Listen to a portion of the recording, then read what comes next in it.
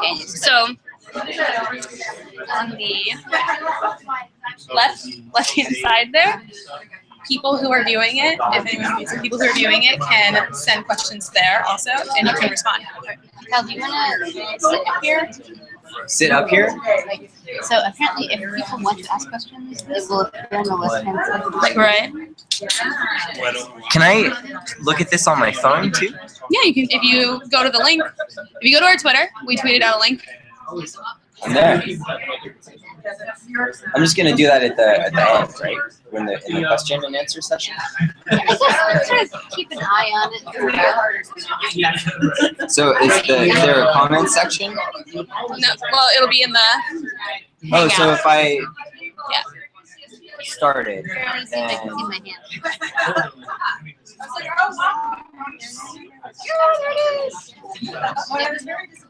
and then on here, Oh, that wasn't me. that's really delayed or something. Well, it has to register through the Hangout and then actually go to So there's gonna be a hangout on here, or no, so I've never done this before. it's okay. So if they comment into if they comment on the YouTube, Okay. then it should go into the Hangout. Oh, Like on over here, but not on my phone. Well, if you do it on your phone, like iPhones, whoa, it would show up in the comments. In the You have to be comments. signed in. So you're not signed in. I'll just look at this here, I guess. That's fine. Will it disappear after? Well, it also tells you, like right now, there's only one viewer, which I imagine is you. Oh, hello. Oh my. All right. No, okay. All right, good evening, everybody. Thank you for coming. This is meant to be a sort of extended focus group that's reflecting on our ASOR ethics debate. And how many people actually attended this? This is not to judge. How many people attended this afternoon? So a few of us. Feel free to refer to anything that your group discussed this afternoon. We're hoping that our conversation is somewhat lively. So what we're going to do is Morag is going to speak. Morag Crystal is going to speak for a few minutes about the policy and draw your attention to some of the more salient features. But she's actually much more interested in hearing your questions and responding and hopefully identifying the areas in which there are ethical issues that could impact things like first books, dissertations, theses, publications at ASOR, what you can and can't work on, etc. So the whole point of having this kind of a session is so that we can ask more directed questions about things that apply to early career professionals, and so that you feel comfortable talking about this policy in a friendly and open environment. I see a lot of several new faces at the Junior Scholars Meeting. I'm Robert Darby, Erin Darby. We're the co-chairs of the Junior Scholars Committee. We are now Kyle, keep passing that. Kyle And Brian are the current student representatives, and Helen Dixon, but she's sick, so she can't be here this evening, is our postdoc. So we are now officially an ASOR committee as of this year, and Woohoo! Yay! Morag founded this group quite a while ago now. Yes. And we're really happy. We're really happy that we do actually have a say in matters at ASOR. And so I think, as Erin mentioned, this is an extension of an event today, one which we can participate in. We say thank you to our members who are providing our technology tonight. Thank you. Tweeting and So if you webcasting. want to be following along or making comments on Twitter, and it would be nice if we had a little bit of Twitter traffic. For those of you who do that and don't really understand it, we have a hashtag. It's hashtag ASOR ethics. So some of us are designated tweeters and will be tweeting away. I don't, whatever social media platform. Maybe not one of the dating sites, I don't know. I have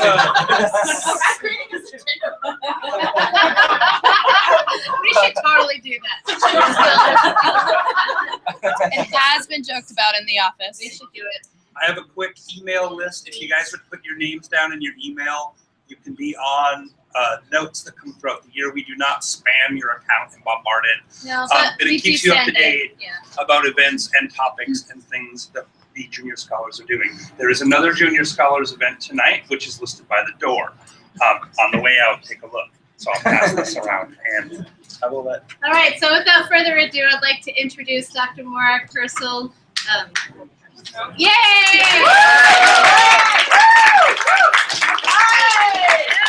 Everybody, please say hello to Lynn Schwartz-Dodd. She came this evening. She's actually responsible for constructing the policy in as many iterations. I mean, you've been a major force in. Yes, that's right. So I leave you to Morag. Please, if you do things like Twitter, ASOR Ethics is the handle that we're using. Yeah. All right, so most of you were not in the room today. How many people have actually read the document? She's judging you.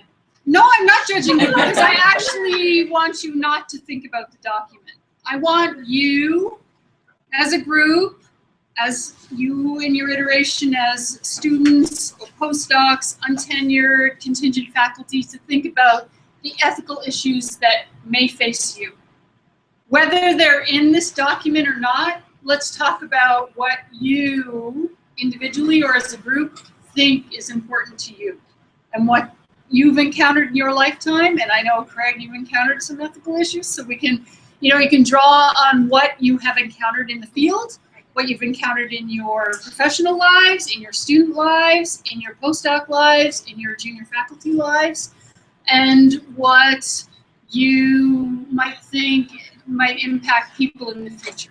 So I have spent almost my entire career thinking about ethics and archaeology and how it affects us. And most of my work is on law and how law affects our practice as archaeologists and just generally how we go about our daily lives. So it's really something I've thought about a lot, but it's not something I've ever put together in a document like this, for which we have to thank Lynn and her able-bodied crew of other thoughtful folks. But putting it down on paper, that's tough work, right? How to articulate these kinds of issues that we might encounter. So I don't want to talk too much. You can ask me questions, but you can also just tell me what's important to you or what you think's missing from the document, if you've read it, or what you have encountered in your lives. So what's missing if people have read the document? Yes? So I have not read that. That's fine. Then tell us an ethical, what you would like to tell us. Should I introduce myself? Yes, Yeah. please. If you're going to, stand up, introduce yourself, and say whether you're student, postdoc, whatever your status is. I'm Jade Lewis. I'm a graduate student at North Carolina State University. One thing that comes to mind is I'm really happy about this year that there was such a focus on women at work. I attended the Women at Work session. Did anybody else? Yeah, and it was wonderful. It was a wonderful discussion. So I think that in establishing an ethics policy, we should probably collaborate with people who are also participating in that. Because as a woman, I think it's an important thing to consider all of the various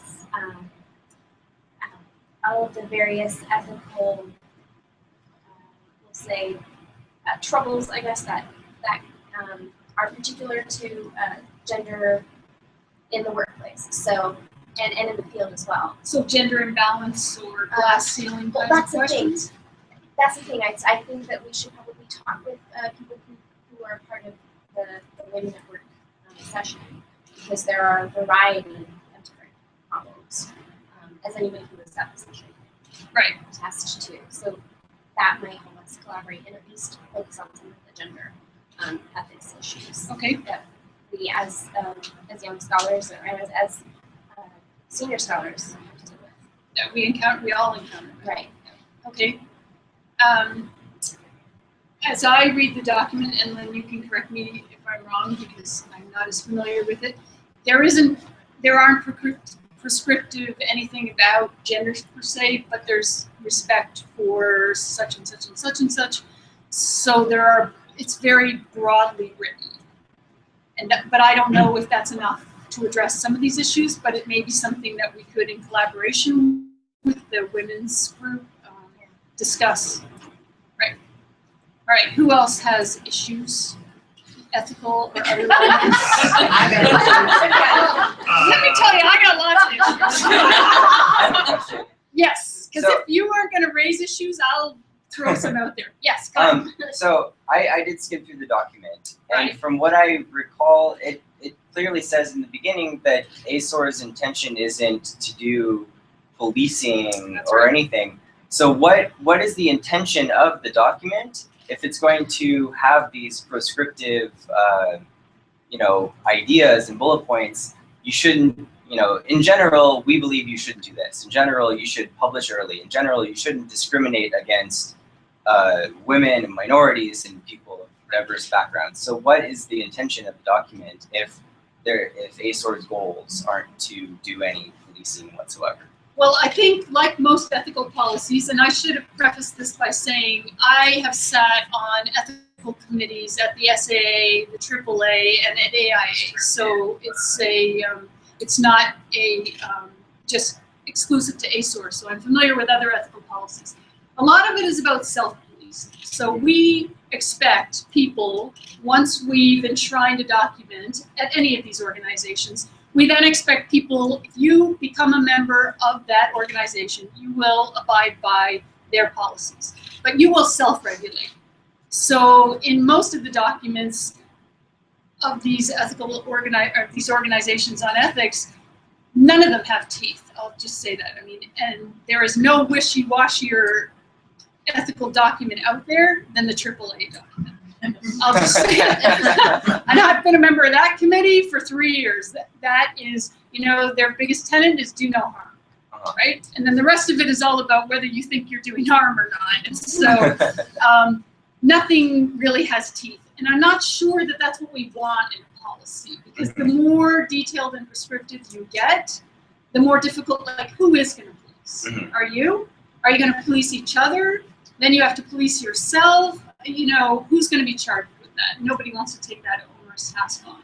So I'm not really sure I have an answer to your question, but I think that generally it's about self-policing and self-regulating. Yeah. I would say that building out the answer to why this thing exists is awareness in general. Right. Because in a lot of cases, the ethical issues are not people deliberately doing something to offend others or to discriminate against others. It's something that you do unintentionally. Yeah. And being aware of that is the best thing that you can get from an ethical document like this. So, yeah. Ron? Can you clarify, is ASOR the only archaeological institution that does not have an ethics policy? We do have an ethics policy. But I mean, that is not, well, okay. We have a number of ethics policies. We just don't have one coherent policy, and that's what we're getting. Do we stand apart from the other organizations that we're talking about as? I would say each of those organizations is different. They're all very different. And if you look at, I teach a class on ethics and professionalism, and one of the first classes, we look at the ethical statements of a lot of different organizations. And we compare them, and they're all very different. They may have some underlying similar tenets, but they're all very different. And so this is just another different iteration. I wouldn't say that we are any later to the game than other organizations, and I would say that we have some interesting challenges that other organizations may not encounter. What are our big hot button issues? Unprevenienced material, right? Working in occupied territories. What else? Those are big ones. Those are big ones. Big ones.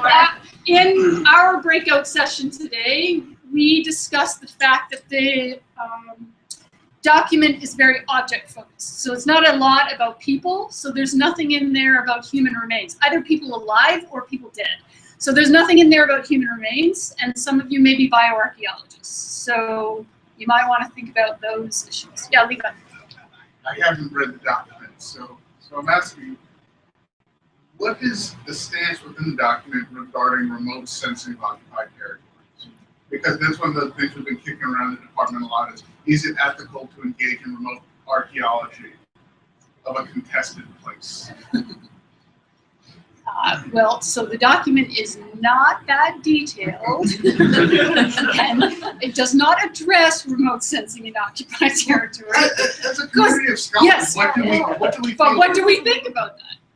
Well, there was a paper given earlier today, I'm trying to remember which session it was. Collaborative. We probably don't need to name names. Yeah. Okay. But it's a site in Jordan, and they worked very closely with the Department of Antiquities and the government there. But this is Jordan, so. But they did actually. They used a drone to take pictures of the landscape, and part of the landscape that they were taking pictures of while the drone was up in the air was territory that was sensitive. So they worked very closely with the department and the government there to chop out those parts. So to check before they actually come into the conference that the pictures that they would be displaying would be okay for the public to see. So in that case, that's Jordan where you can work. But I guess it would be case by case. think Yeah, we I have just some more wanted to add comments. that I was working in that project without your listen, and there was actually past the wadi, you could not let the drone go past the wadi because that would be already getting into the territory of Israel, and that would be outside of the jurisdiction of Jordan itself. So one of the tenets in the document is about respecting the laws and the policies in the countries in which we work. And I think that would be taken into consideration. But I think in answering or discussing your question, Levi, it's more about, you're thinking more about remote sensing in terms of satellite imagery, which we get from the government or from other types of Google or wherever. And so we're not really working in the country, we're working from our desk in Las Vegas or wherever we are, and so we may not be constrained when we publish it either in a paper or in a public forum like this. And we do have those constraints with the governments in which those images are taken. But maybe if we're just looking at it from the comfort of our own home, we may not be thinking about those same issues because we're not in Jordan or we're not in Israel and we're not thinking about those borders. We're just looking at a satellite imagery that shows us a great landscape. I might want to broaden what Levi is saying too, not just remote sensing, but how do we have discussion when, we obviously have to respect the laws of the country, but at the same time, it's not necessarily good science.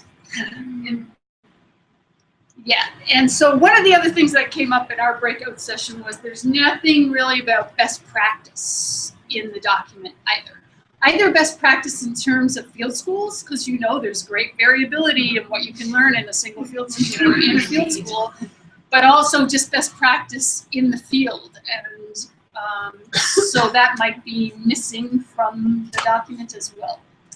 And we're keeping track of all this because the Junior Scholar Committee will put together a report because they have to report to the Chair's Coordinating Council and to the Executive Committee about their findings. And so that's what will come forth from this forum for you guys to input. Andrea, I know you had your hand up earlier. Did you? Well, we probably passed it, but when we're talking about not having teeth or anything in it, the thing that comes to mind is the AIA. And the society selling their, because now it's all a big, and we had nothing, we didn't know, we had nothing to tell them what to do, we had no goals, we had no guidelines. Right, so for those of you who don't know, the AIA is embroiled currently in a big situation with one of their societies who tried to sell off Egyptian material through Bonhams and now is selling off some Mexican material. Mexico is suing. Right, well, apparently they have clear and legal title to all this and they can do this, and the societies have been independent from the mother institution in Boston, but it has caused a lot of embarrassment because their policy was quite broad and had no teeth. So yes, we may learn from that as we move forward, because as I understand it, their upcoming annual meeting, which is happening in New Orleans in January, the members meeting will be quite a show. So I hope they're live streaming that. Yeah. Back to what you Yeah, please. saying. I think about the remote sensing issue, especially when it comes to or whatever free open source things anyone can access. The biggest issue I would see with using occupied territory is naming, because people, when you name it, you're giving credence to something. That's whoever's looking at that notification. So that's if you gotta think like naming. You can name the site, just not name what it's in. Like global, the bigger political. Right, which also causes issues. Yeah, and so maybe an ethical dilemma in and of itself to name or not name. Yeah. One of the biggest issues that, well, not one of the biggest issues, but an issue that the American Anthropological Association has recently grappled with in terms of remote sensing is that technology. Where does it come from? The military. They, as a body, have huge issues when we work with military anything. And so it has become, I routinely work with drones in my own work, and a picture of my drone appeared in someone's PowerPoint as what not to do, because this is something that they as a society are also grappling with. You can be seen as condoning a behavior by using satellite imagery or things that have been developed by the military. So they're not direct chiefs. Yes, I know, we've all been there. Yeah, I mean, we all have a million arguments, or use a refrigerator or anything like that. It's all been developed by the military. But this moment, drones is a hot button issue for the AAA. So, but we're here to talk about ASOR. So I want to when it was announced that I was facilitating this, someone contacted me privately and said that they wanted to raise an issue. They couldn't be here today, but they wanted to raise an issue of not plagiarism so much as you work with someone closely, an advisor, a supervisor, or a colleague, and then somebody publishes the work and perhaps you don't get any credit or you don't get enough credit. So I'm not sure that the document includes any kind of protection mechanisms for our more junior folks in terms of intellectual property. So we might want to think about issues of intellectual property and whether any of you have encountered situations like this, because it's out there. Yeah. Yeah, to address that point, I am working on my dissertation on a site that was excavated and published. And the senior scholar, who's now deceased, so this is an issue for me. But or maybe it is, I don't know. But that's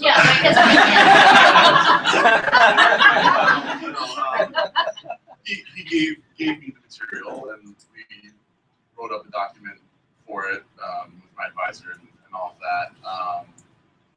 But at times he would make issues about what I was doing to the department or less than ACOR or so negative comments or obstructionist. We don't need to get into obstructions stuff. We don't need to get into the details of whatever. But it wasn't anything about me personally. But it was just. But it would. I mean, everyone knew this individual and knew my reputation. That was fine. But I suppose that could be a big problem.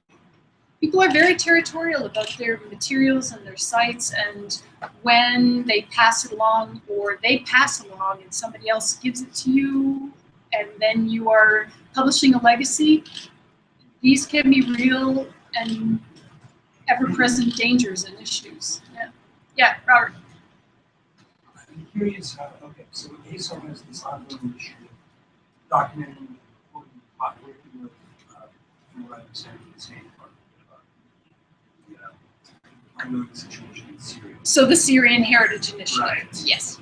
So doesn't that make it incredibly important to have a document in place that is going to help deal with the obvious flood of Iranian material that's going to be coming out of Syria, or is coming out of Syria now, that are sitting around and talking about it, not tonight, but today, any of these things. This needs to happen. something needs to be in place to deal with these situations, correct? This should be a lesson learned from Iraq. Right. And should we be passing another ad hoc cuneiform exception, but a Syrian exception for material because scholars want to publish material that's being illegally excavated right now from Syria? It seemed to me from today's conversation and from conversations I've had with other people that not a lot of people are very happy with the cuneiform exception as it stands right now. And that was a reaction to what happened in 2003 after the coalition forces invaded Iraq. So it was, in that moment, the best possible solution. But one of the suggestions that came out of the small breakout group I was in was that the 3 provisions in the document that are most broadly written should be, instead of the Syrian or the Iraqi cuneiform exception, just the 3 very broad categories should be included in terms of what we should be publishing and what we maybe should not be publishing in terms of unprovenience material and how much documentation we need, and having that 1972 benchmark as it is suggested in this current document. So I agree, because I don't think that Syria is going to be the last issue out there. I think there are other countries or other situations that could be on the horizon, and we need to be more proactive rather than always an ad hoc reactive situation to these. Yep. I had asked this in our breakout group and I didn't get a satisfactory answer. Well, I hope I'm going to give you one. Cuneiform thing, the 3 things that you have to satisfy in order to publish cuneiform. I don't understand. I understand that there are going to be inconvenience things that you can't return to a home country because you don't know what it is. You don't know what the home country is. Right. But if you do, if you just had those 3 criteria for anything that's inconvenience, then so what's wrong with that? So that Sorry, I'm not quite sure. So that the owner agrees to send it back to the home country. Right. In order to do it. So instead of just having it for the cuneiform piece, just have it for anything that's right, which is exactly what our committee came. Yeah, with our breakout group, that's exactly what I was saying. If you don't know the home country, then you can't do it. Right. But if at least you know the home country and they're willing to return it. Right, and to also work in cooperation with the Department of Antiquities or the Ministry of Culture in that country from which the artifacts come. What if the artifact is living in the West Bank? Well, the Ministry of Culture you're going to work with. Where are you going to send it back? Well, then it would depend on whether it was looted from Then area that's A other or B problem. or C. And let me just tell you that next week, an article on that very topic is getting published by the Journal of Social Archaeology. Because you know it's all about me, so this is mine. I gave a paper on that, and recently someone challenged me to be brave and to publish it, so it's coming out next week. And I would be making no friends, and so that actually would really depend on if you knew where it came from. But I mean, what if it were an artifact that you knew for a fact came from 5 miles out of Herodian? Who are you going to give it back to? Well, 5 to the west. Yeah. Because Herodian is the case study in that article. That is, and as an institution, that's our biggest subject right now. Whether or not that area, the whole West Bank, what's going on there, how archaeology proceeds there, is it occupied, is it not occupied? I have no answers to that, but it is one of our biggest ethical issues. And do we accept everything because the Israel Antiquities Authority says it's salvage, which under the Hague Convention gives us that exception? Or is it salvage if it's in advance of building settlements? Yes, no, it's still salvage archaeology. What is the ethical dimensions of working there? It's a big issue. All right, so who else what are some of the other issues we have not raised yet that you all want to raise? Craig, you got anything? No. It's okay. Gabby. I think something that we face this summer is where the politics of working in a country that's currently under duress? Do you go into the field? Do you not go into the field if your area is technically safe? Does that make it okay? How many people were working in either Israel or Jordan this summer and had their field work impacted by the situation in Gaza? Impact is a good word. Pardon? Impact is a good word. See, I used to work in the State Department. I can be diplomatic. Yeah, so this is an excellent question and something that we in our small crew grappled with all the time. Was it ethical for us to work while there was a lot of suffering not that many miles away? Should we have pulled up stakes? We did our season. And we talked about this. We were tortured. We had many, many discussions about working in the field and staying in the field. I don't have an answer. I know what we did. I know why we did it. But I know other people had to pull out. So. Not consult the. So, yeah, we could, and they told us to go ahead. I mean, we got our permit. We could go ahead. Well, that would be. I think that's okay. I don't understand why. Right. I mean, if you really just think about it in the sort of humanitarian way, then it puts it in a whole different light than I'm just interested in uncovering the past in the Calpolithic period, which has been buried for all those thousands of years. And, yeah, I got to get to it. So, yeah. I don't have all the answers. I don't have any of the answers. So. Yeah, Andrew. I guess I just thought I would bring up kind of an experience that I had this year with planning a session here at ASOR. I'm a graduate student at Berkeley. I've planned sessions before, and I plan to plan them in the future. And this year, one of my applications was from a professor at Ariel University, which is a university in the settlement, an Israeli settlement in the West Bank. And his abstract was fairly vague too as to where his materials and who's going to be discussing were coming from as well. And I was advised to ask ASOR what their policy was. I was told there was no policy. But now there will be. Unfortunately, I had Bragg and others to kind of talk me through it, but it is definitely something you need to be aware of if you are planning sessions, and what you feel like your response to it would be. Yeah, I mean, how many people here have put together a session here at ASOR?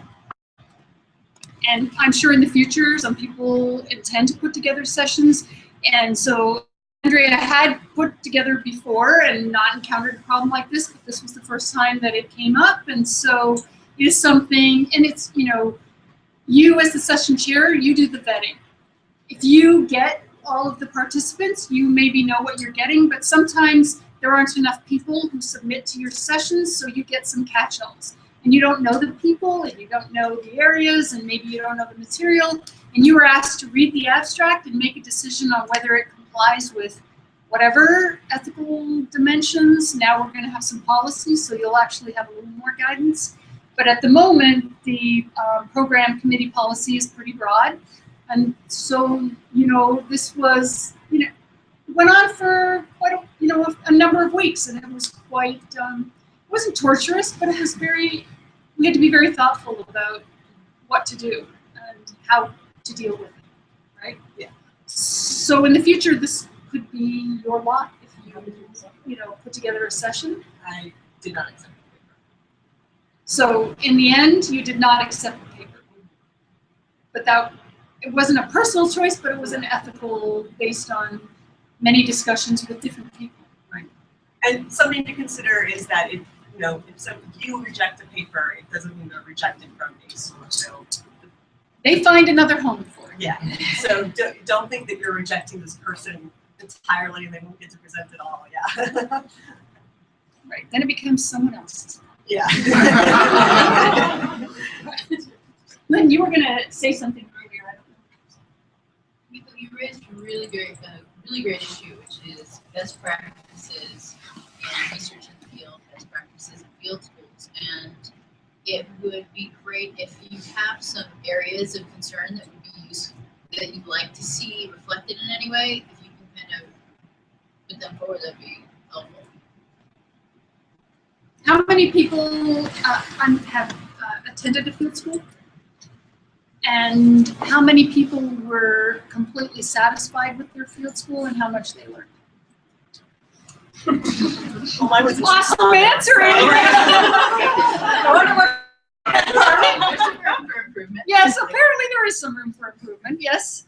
I think I heard you raise the question of hiring a local workforce and rates and how you choose who gets. Because I found in some situations it could be interpreted as exploitative. And were you uncomfortable with that? Not uncomfortable enough to bring up the situation. But maybe if you were more senior. I was thinking about it. Right. So it made you think about it. We deal with this a lot. Yeah. However, paying workers a wage that is considered fair in the home country. Although when I think of the amount of paying the workers, none of you in this group would take the wage that the workers get paid. But we can't give them more because if you pay them double or triple or something, it might actually reflect what the work is. The next village down who's working for the next guy's project are going to get really upset with their person that they're working for, or with me. And it's an issue within the department of antiquities actually about a roughly, even though it's a little flexible, it's set sort of standard wage. And I think in part, in the area that I work in, all of the archaeologists have to work with a little bit of flexibility within that same range, even though I know it's low. I'm doing terrible, but again, it is what is expected for the work by the local people. So I don't know if that helps, but.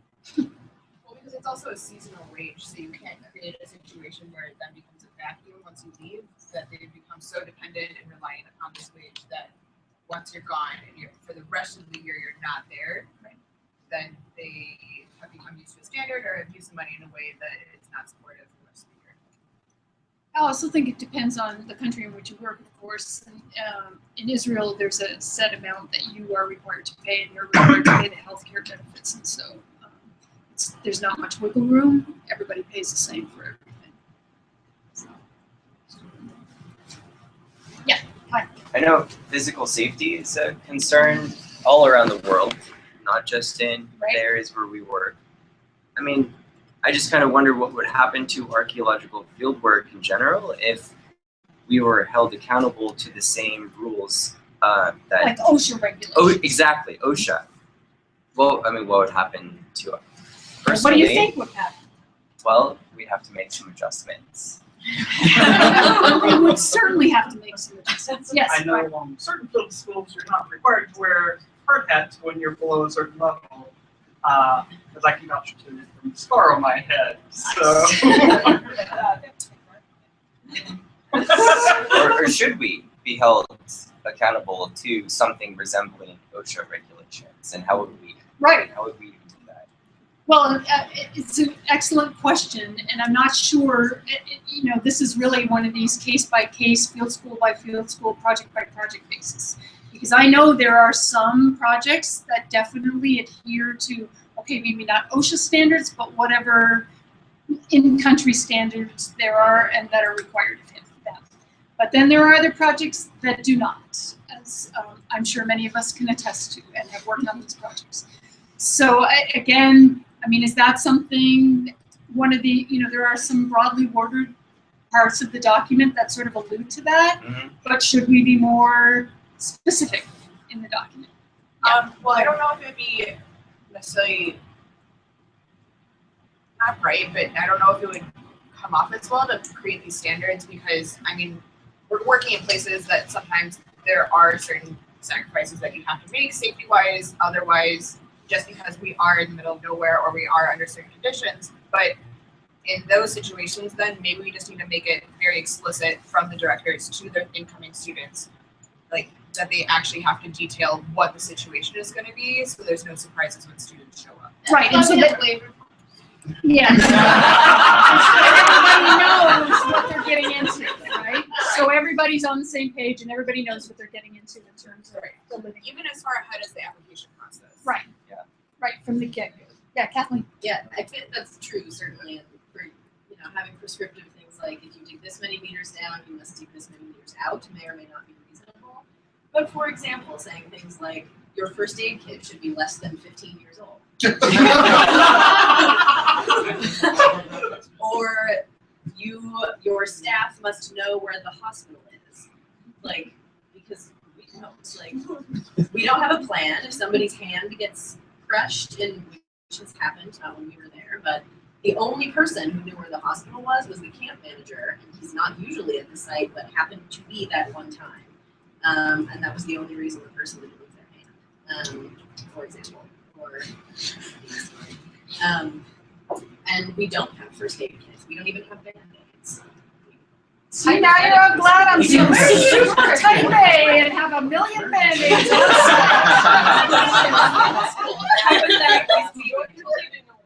Yes. We don't have would it make more sense to think about sort of site safety? I mean, site safety is important and terribly neglected right now, but would it make more sense to think about that in the context of sort of the CAP program, what's an affiliated project than within the general ethics? So as part of getting CAP affiliation, you have to ensure that you will meet certain levels of site safety. And safety that includes things like safety from sexual harassment, or and all these other broader contexts. Well, actually, that makes me think.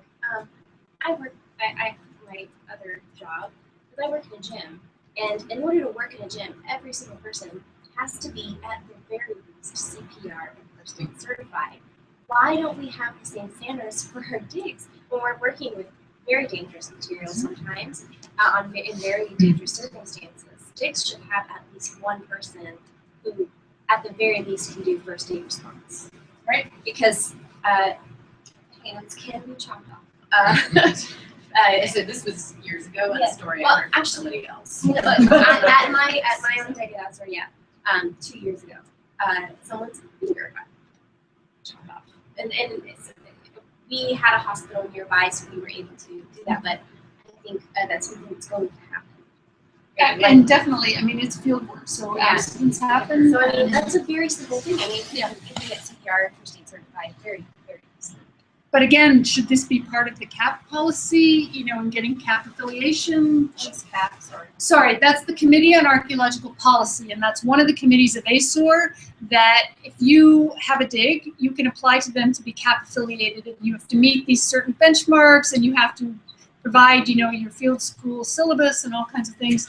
But as far as I know, I have filled out 2 CAP applications, and there's never anything about safety, nothing about first aid, and maybe there should be. Yeah. It's not that hard to get first aid certification. Or just to even. And I also think that part of a field's any project's first aid kit should also be a heavy hit. Yes. Mm-hmm. Just to put that out there. Extensive safety restructuring. Extensive safety restructuring. Should definitely happen. It's unacceptable anywhere else to go somewhere without a safety. Right. Like, oh, employer doesn't have this, I'm not going to work. Well, and there was no better moment than this summer to know this, right? Yeah, that's what I was going to say. Right. I'm filing stuff with study abroad right now, and the level of institutional risk management, the hoops I've had to jump through, the detailed plans that I've had to file, including the distance to the hospital, the number of medical people on staff. How you're going to get your people out? Yep. Yeah, what happens when we can't get out, when we have another airport closure. And so, this is the new reality, and I think that's at the front of everybody's mind. Well, that's not new for all of us, right? That's been this the reality at the University of Tennessee for a long for time. people whose field schools are not part of study abroad, Yeah. there's nothing. That's right. There are no We have oversight. no requirements. That's right. So And we were actually stunned this summer at the variability in institutional response to the situation in country. So I'm from DePaul, and our project is under also the auspices of the Oriental Institute at the University of Chicago. We did not hear from either institution the entire summer. But lots of other people got called out, you know, days in before they even left. So the level of institutional response is completely different. They'll send out an I never got it, so I'm just saying. As the director, They'll send out an email because I know the people in Egypt saw it. Anyway, yeah. I had a, this is an ethical issue that I had to sort of think about a bit with regarding legislative policy we're talking about. So, and that is not, it's not dealing with someone working in contested territory, but a scholar working in a foreign country but not abiding by that foreign country's regulations. More specifically, avoiding them in regards to getting the proper permits to do the work that they're doing, but masking it by doing it in the guise of a tourist. Like I'm gonna go hiking and then. So leading what they call long hikes, but these are actually walking surveys, which are then being published, but doing it without getting the required permit, which the rest of us, hopefully, are all going out and getting. So I struggle with this and how would you deal with something like this in ASOR? Can the person come and present that information? They're publishing it, and they aren't public. It's not. They're not taking anything. They're publishing things that they've seen on these hikes, but they are in effect doing survey. So I don't. How does it know? How do we deal with that? Well, I mean, personally, I would say that this is the instance where, while as a discipline we might be able to comment on that, that's a moment of self-regulation. I mean, because archaeology by its very nature is a colonial enterprise. We are never going to be post-colonial because we are foreigners working in foreign lands, and we need to recognize that. And so we have to abide by the in-country regulations where we work.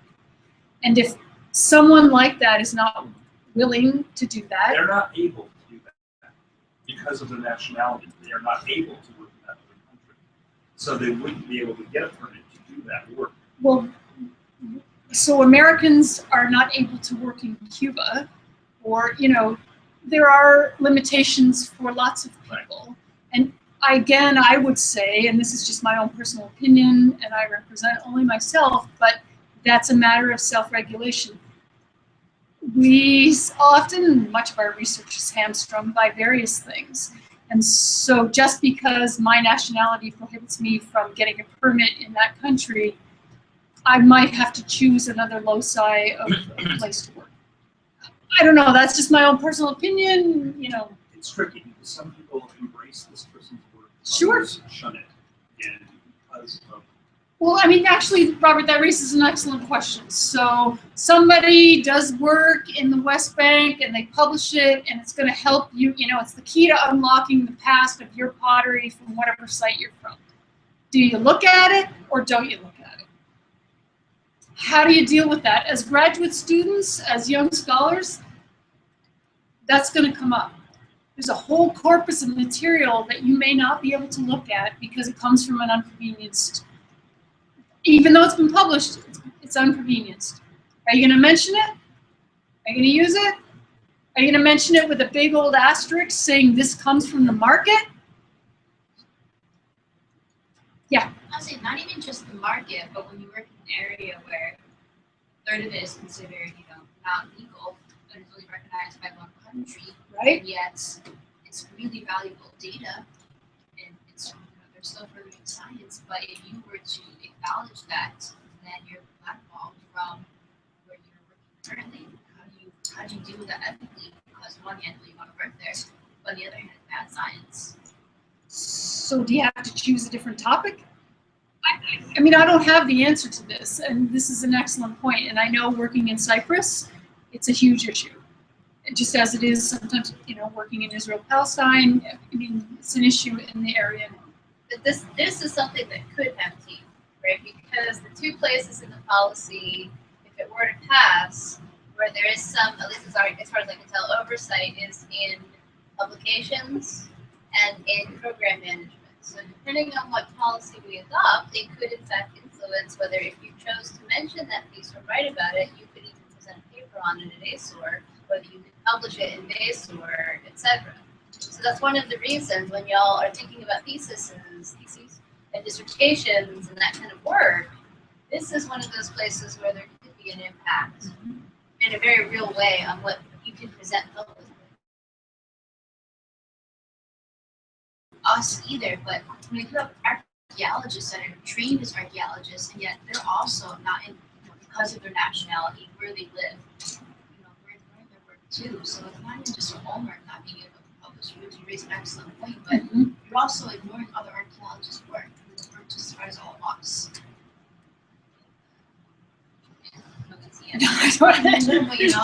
No, but it's not just us. It isn't. Yeah. So I don't want to predetermine the outcome here. The current version of the draft policy that is considered does say that work that's presented at ASOR or in one of the publications, at least one of the publications, would have to be permitted.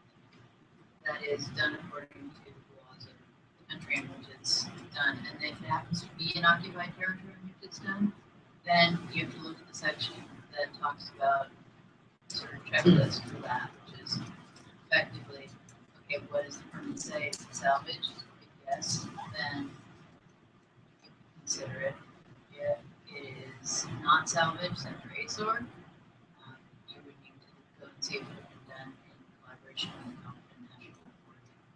And if not, so lacking permit or lacking permit that says salvage and lacking collaboration with the competent national authority, ASOR could opt, would opt not to accept the publication. Right now, it only talks about means objects post 1972 for first publication. Is the language, does it say published for the first time? So this came up in our discussion. I happened to be sitting with the past editor of ASOR and future editor. And one of the things they pointed out is currently the policy allows for the first publishing to be like BAR or some collection of inscriptions or something like that, and then it would be allowed to publish. That's right. Would that change?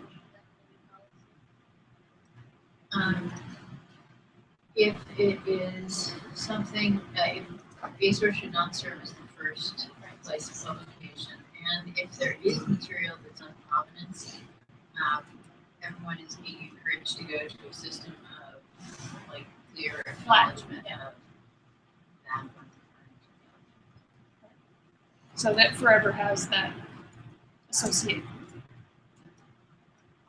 Yeah. This might fall under best practices, but is there any coverage for matters of backfilling, restoration, and cirrhosis? I think it's pretty broadly worded in here about, there is,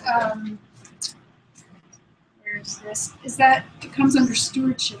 Yeah, so basically that's warning out. It's that people were consider. Yeah, the consider part people were concerned about. Right. The use of the term consider, and this came up a couple times in the ethics discussion at lunch today, was there are a bunch of line items here, and sometimes it says consider. And what does that mean? You just have to think about it, or you're actually going to do it? Somebody suggested, one of the groups suggested that they think about rewording the use of the term consider. Since you have endeavor before that, that's pretty wishy-washy. So Well, endeavor to take appropriate action. Right, I think there's a lot of. This is what? I endeavor to do it. Exactly. Yes. That's what to endeavor to consider. Just really I have to think about it. But I think I woke up. Had a great. I might just go home and think about it. All right, so I know we all want to get going somewhere else, but if there are some more issues or any other things that you want to raise, anything that, I mean, some of you haven't spoken, I just want to make sure everyone has a voice here. For anyone who, any other issues? Any other topics? Yeah. I really appreciate you guys dedicating some time to this. And if any of you have had experiences that you don't want to have again in archaeology, and you think that it's an issue that deserves attention, and you don't want to maybe talk about, in a session, I invite you to email me, or you can email me. Right. I get lots of emails from folks. I pass stuff on. I am absolutely committed to a policy of complete confidentiality in terms of input on the ethics policy, professional conduct policy. And if you don't feel comfortable with me, you can also just like slip a note, door, 1417. And you could also have junior scholars you can send it to chairs. them, or to them. And also, this is actually very important because you folks have concerns that, to a certain extent, are a little bit higher in terms of attention to best practices than many other colleagues that are sitting in some of these sessions. And so some of these comments, like the softness of the words, consider, those were tighter words initially, and they've been backed off from policy versions of 2 years ago, let's say. Drafts of 2 years ago. This has been going on for 3 years and active. My point is this: in the policy, it says we're going to review this policy every year, and you guys can, if you wish, become involved in committees. You can nominate each other for seats on the board as institutional trustees or as individual trustees. I really encourage you, if you want to have a voice in this process in the future, to realize that this is not the last time we're going to have this conversation. And if you feel that it's absolutely unsatisfactory in some particular way, you can take an activist role to change that in the future. So anything else before we break up? Because I don't want people to go away thinking they had something to say and they didn't get a chance to say it. Yeah. The only thing I'd like to say is in line with what you were talking about, professionalization class and best practices, and some of the questions of maybe authorship and ownership of material. But in our professionalization class in NC State, we had to, we just completed CD certification, and those roles and the sort of case scenarios and that sort of thing. It really runs through. It's a really painful sort of pain in the ass process. It's not.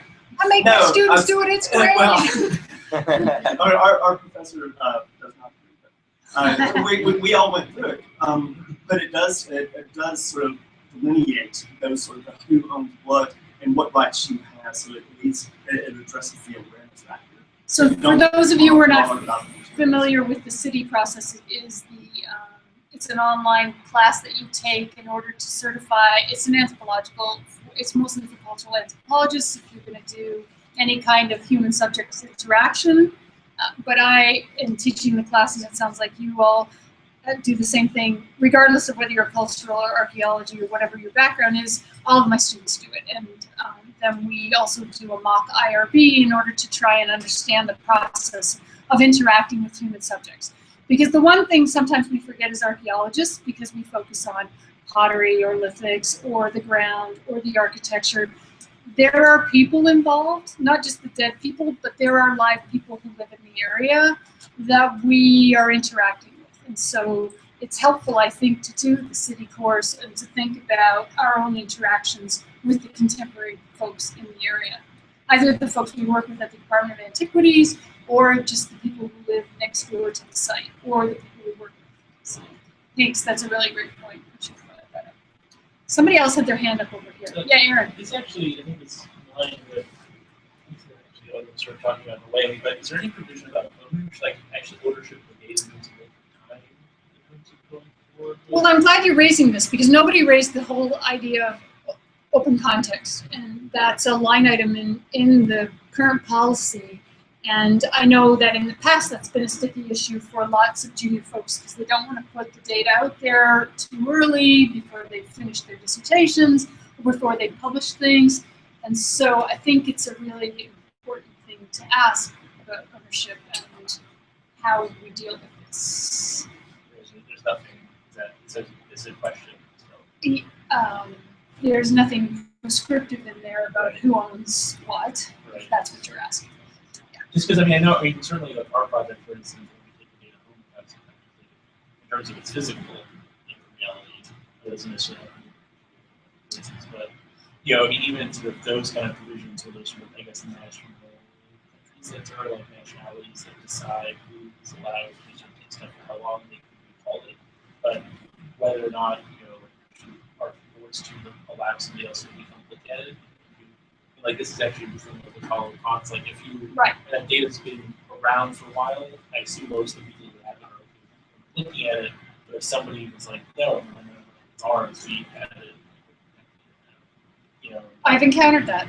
I mean, people encounter it all the time. I know Andrea's encountered it. You do encounter it, and I know Owen and some other folks have also encountered it. So it's out there, and people are super territorial about what they dug up 20, 30, 40 years ago, and it's really hard to surmount, and it's something that as students and as junior folks, we encounter more than I think we should. And I don't have an answer to this, and there's nothing, I mean, you can correct me if I'm wrong, but I don't think there's anything prescriptive in here about who owns what data and how you're going to portion it out. But, I mean, the only default in this is if, you're working with the Department of Antiquities in Jordan, you're going to default to their 1980 law, which is until you don't get to take. But that's a whole other story with someone who was given a permit to excavate 20 years ago. Do they still have, you might have to default to how the country in question will deal with that. You might have to sort of navigate that question. That was, to that point, that was something that ACOR helped Barbara, Chris, and I helped me with understanding that aspect of it. So it's ASOR, ACOR, Right, they are very good resources in this because they spend a lot of time in country and they really know the folks, the players, and they can sometimes help you navigate these questions really easily with much more diplomacy, shall we say.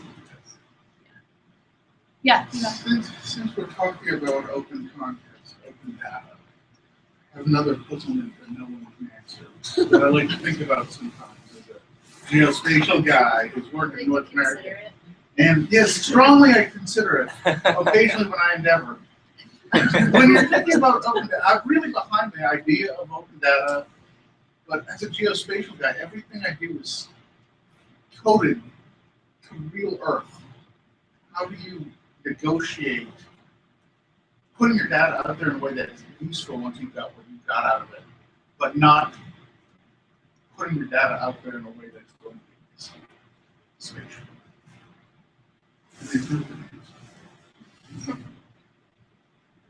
Excellent. You'll just leave us with this pondering not being able to answer that question. Yeah, Erin. So Mark, if we just one final question. So if the case is that policy statements like this tend to not have strongly prescriptive committees or elements after the fact. If, say, a person has what we call a grievance, something has clearly gone wrong, a person's safety has been put at stake in a field school, something that is a clear violation of ASOR policy, who do you talk to? Right, so a student comes back, has been sexually harassed in the field by senior personnel. Obviously, everybody, all of us who are running things through the university would have our own process for that. But do you anticipate, either of you, there being a place for people who are concerned to raise concerns in a safe environment? So some sort of adjudication? Yeah, or no? Yeah, so I don't want to say in a way that they're then going to take action, a prohibitive action against the party, but you know, there's no real point in having a policy that then it is broken, even if it's not a strong policy. There's no way of talking about that incident in a safe way for the people who might want to talk about it. Well, I guess I have two responses to you. Right now, there is, first of all, there was a kind of policing committee involved in there, at least here in the document, you know, policy issues. That is something that happens in policy. In talking to almost everybody in this sort of trial preliminary about this policy, what do you think about this committee would be on it? There was 100% indication that it could be a good idea if they did not want to be. So, in reframing it, we put together the suggestion that there be some committee of board of trustees that would reconsider the policy itself. So that's one thing. I think that this might be a really useful kind of a, not a women at work issue, but a professionalism of archaeology topic, and coming up with some framework in which that could be discussed, or maybe even, you know, an enterprise within ASOR that talks about field work, possibly within CAP, maybe, would be perhaps something to be suggested. You know, I mean, actually, that could be a really productive future mission for CAP. And I just want to say, CAP is an affiliation process that requires an application and gets you benefits that remain to be defined and vary. Just talking about that. And there are about 80 projects in the entire universe that are CAP affiliated. And there are about 900 ASOR members. So there's hundreds and hundreds and hundreds of projects out there that are not CAP affiliated. And a subcommittee was established this year by the current chair to reassess what CAP affiliation will be going in the future. I would encourage you who are here to suggest to the people on CAP that this could be one enterprise. I'm making a note of it, but you know, if multiple people talk about it, it can really help. That's how things get done. In your abstract book, there's a list of all the people who belong to CAP and who the chairs are. So, and then their emails are in the back of the book, so you can contact. And actually, Sten is really keen to hear what junior scholars say about basically anything. So please don't feel, at least while Sten is chair, please don't feel worried about writing Sten as the head of CAP, because he really is very, very interested in what junior scholars have. There are also some junior folks on that committee, so yeah. I'm just a little bit curious if the directors who are applying to be supported by ASOR or anything, they're the ones that have to comply by these rules or by these policies. They are not going to be the ones that say, I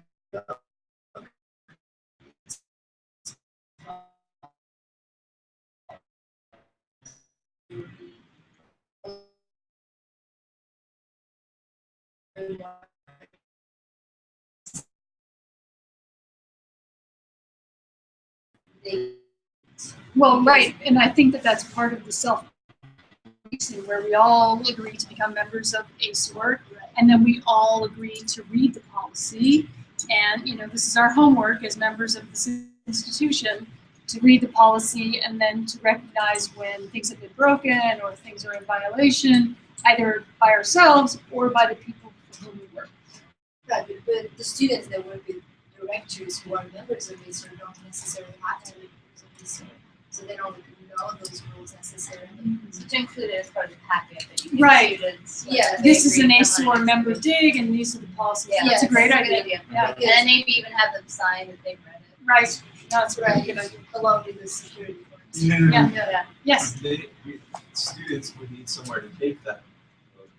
We can't know it. Well, right. This brings us back to there. Are we going to have an ombudsman or some? Yeah, or is there no, like, the disciplinary committee?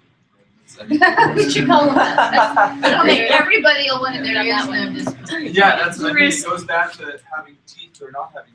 Well, and I can just say that in no other institution, so the AAA, SAA also doesn't, none of them have disciplinary committees either. Well, we don't need them to set precedents. No, but yes, we could be the forerunner.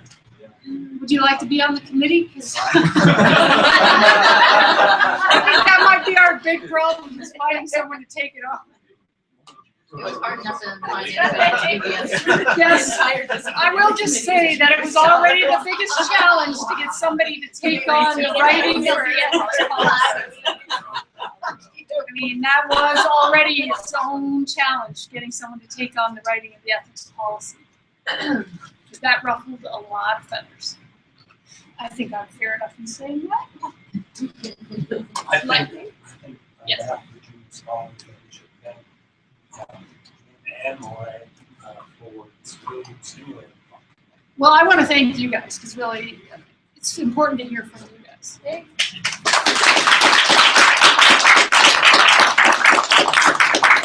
is a flyer for the following event that is in no way affiliated with ASOR.